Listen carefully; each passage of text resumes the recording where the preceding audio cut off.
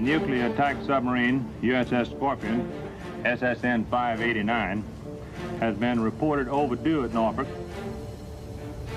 The submarine was scheduled to return to Norfolk at 1 p.m. today at the conclusion of a routine extended training operation with an all-out air, surface, and subsurface search is currently underway in the entire Atlantic Command.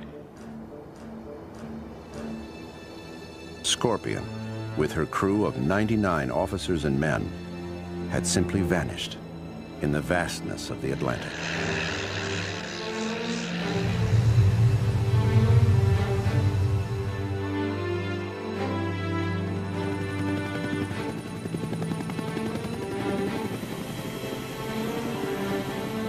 Among the searchers is a submariner who had transferred off the Scorpion just months before.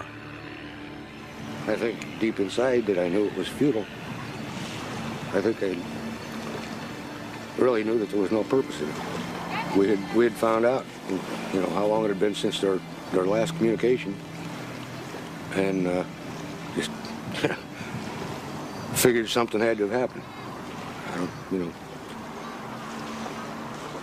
Yeah. Hope springs eternal, right? Give me a minute, will you? After 10 days, the Navy declares the boat and all hands lost and presumed dead. It isn't until months after Scorpion's memorial service that the remains of the submarine are found. When they are, the Navy assures the public there's no evidence of hostile action, but the Navy will say no more. Whatever conclusions it reaches about the accident are classified.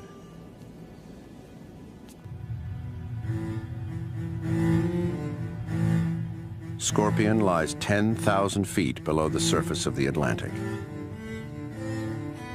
Bob Ballard uses this mini-sub to photograph the boat's remains in the mid-1980s. Unlike Thresher, Scorpion remains largely intact. She must have been partially flooded before she reached crush depth. This was Scorpion's tower or sail. It was ripped completely off the boat. The extreme water pressure broke off the entire tail end of the sub and rammed it into the section in front of it, like a collapsing telescope. None of these images are released until 1993. That's when the Navy finally begins declassifying information about Scorpion. Starting in the 1960s, the U.S. military built a massive underwater network of microphones used to detect Russian fleet movements and nuclear tests. These microphones were the key to locating Scorpion's remains. I think in all, in the course of the Cold War, we spent about $17 billion. I mean, we're not talking small change. Big money to wire the world's oceans with these microphones. They had the whole ocean wired for sound. It's really kind of a cool thing.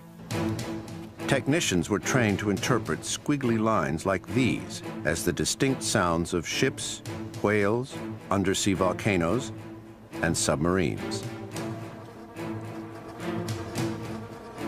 An unexplained underwater explosion is found by a team of specialists headed by Navy scientist John Craven. The Canary Island record showed a blip on the record which might or might not have been associated with Scorpion, and then showed a period of 91 seconds of silence, and then a series of about 17 events that could have been the implosion of various compartments associated with the submarine. When the same pattern is found on recordings from 2 microphones in the ocean off Newfoundland, 3,000 miles away, it's possible to triangulate where the explosions occurred. But if they happened on Scorpion, there's a new mystery to solve. What we expected was that if the submarine were moving on a track, that the first sound would occur at this point, and that the next sound would come ahead of this point, heading more home toward Norfolk, and the third sound would come this way, heading more toward Norfolk, and so on and so forth. But we discovered to our shock and surprise that the sounds were going in the wrong direction, as though the submarine had turned around and was heading back toward the Mediterranean. Had Scorpion turned around? And if so, why? The Navy has a possible explanation, but keeps it secret for 25 years.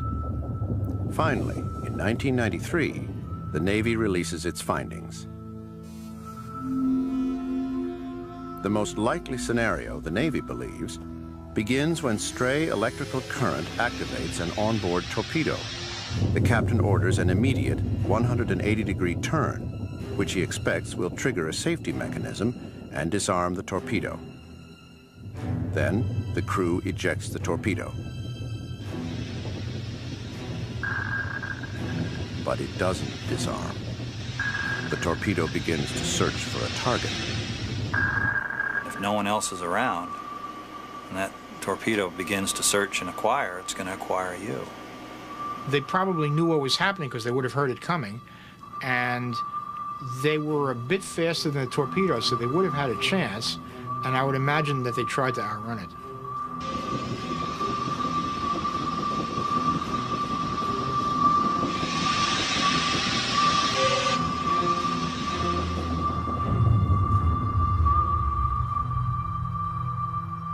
But this scenario does not satisfy everyone. As a young Navy lieutenant, Ross Saxon examined the Scorpion wreckage in the bathyscaphe Trieste. Now, I dove on the Scorpion, and I didn't see any evidence whatsoever that a torpedo sunk that ship. There wasn't anything on the hull structure that we could see that would suggest that. The shutter doors were shut on all the bow tubes. The submarine was broken up because of its trip to the bottom, but there wasn't any evidence that a torpedo sunk it. Dan Rogers doesn't believe the torpedo story either. He transferred off Scorpion just before her final voyage because he believed inadequate maintenance made the submarine unsafe. I really didn't want to be there. I was really that concerned about the condition of that boat, and especially the material condition of the boat. Eventually, Rogers shared his doubts with Steve Johnson, an investigative reporter for the Houston Chronicle. Johnson found letters from other crew members that showed they too were concerned about the mechanical condition of the sub. He tracked down Ross Saxon, whose doubts about the torpedo theory encouraged him to keep digging. Then, after years of effort, he unearthed a critical piece of Scorpion's past. I obtained several thousand pages related to the Scorpion's maintenance history from the Atlantic Submarine Fleet. I had sent out half a dozen requests under the Freedom of Information Act, and it just so happens they found these documents that they thought had been destroyed. Buried amid thousands of pages was the day-by-day history of how the Scorpion was selected in a secret program that drastically reduced the maintenance that it would have ordinarily received. To save time, the Navy had cut back on Scorpion's last overhaul. Scorpion was in the shipyard 8 months, though an average overhaul took 24. They spent just $3 million, a fraction of the norm. The torpedo theory seems to be extremely convenient for the U.S. Navy because it tends to detract from any other theory. And also, it tends to remove any kind of responsibility from the U.S. Navy itself from any maintenance problems that may have contributed to the actual loss of the submarine.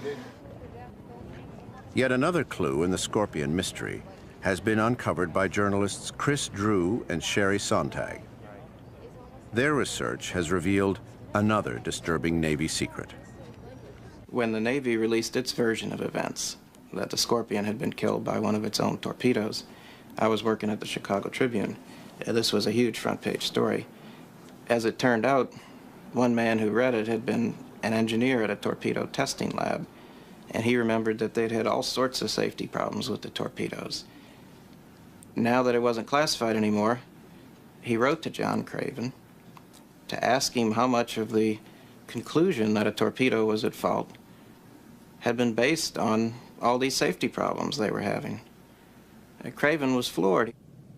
Craven had led the scientific investigation into the Scorpion mystery, yet he had never been told of torpedo problems. In fact, Naval Ordnance had insisted the explosion of a torpedo on board was impossible. Craven shared this letter with Sontag and Drew, who immediately started digging into the story. They learned that in tests, the battery that powered the Mark 37 torpedo had occasionally overheated and caught fire. Engineers who had worked at this torpedo test facility in Keyport, Washington, said they had warned the fleet about a possible onboard explosion big enough to sink a submarine. From the moment the lab began to test these components, they warned Naval Ordnance that the batteries represented a huge danger. They said that there was no margin for error.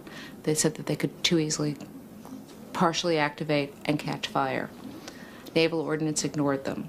I'm sorry, you think people what? We spoke to a lot of people who are no longer in contact with one another, who were there during the fires when the alert was made and everything else. We're very confident. We can't tell you that this is exactly what happened to Scorpion, but we can tell you this danger very definitely existed. Perhaps it was an exploding torpedo that took Scorpion down. Perhaps it was the failure of equipment that didn't get the attention it required.